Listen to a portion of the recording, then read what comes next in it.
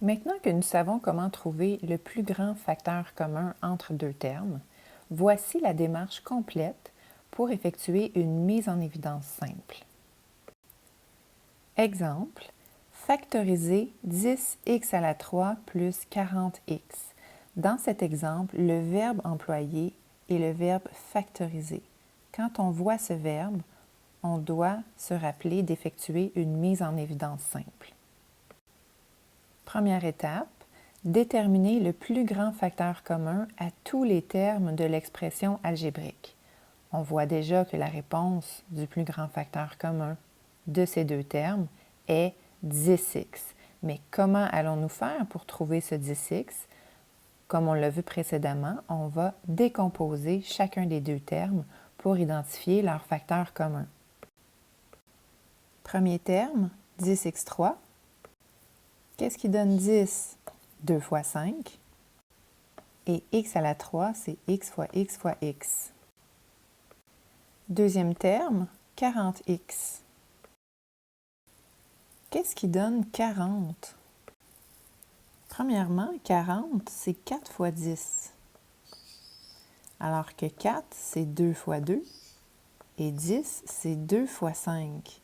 Donc, ce qui donne 40, c'est 2 fois 2 fois 2 fois 5.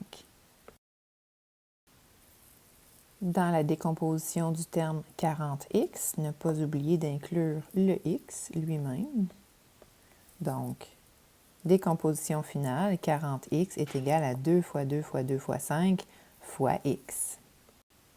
Comme les deux termes sont décomposés, nous pouvons maintenant identifier tous les facteurs communs. Donc, quels sont les facteurs communs? Premièrement, on a un facteur 2 en commun. Ensuite, on a un facteur 5 en commun.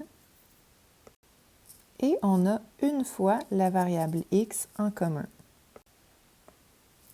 Le plus grand facteur commun est donc le résultat du produit de ces facteurs. 2 fois 5, ça donne 10, fois x, 10x.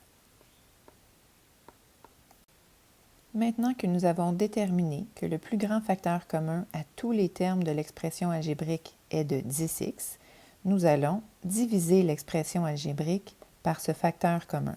Donc, l'expression algébrique était l'expression de départ, le binôme 10x3 plus 40x. Nous allons le diviser par notre facteur commun. Donc, chacun des termes sera divisé par 10x. Au besoin, révisez la section 1.2.3 sur la division par un monôme. À la suite de cette division, le quotient que l'on obtient est le deuxième facteur, donc celui que l'on écrira entre parenthèses. Donc, le premier facteur sera le plus grand facteur commun et le deuxième facteur sera le quotient, soit le résultat de la division. C'est ce qu'on verra à l'étape 3.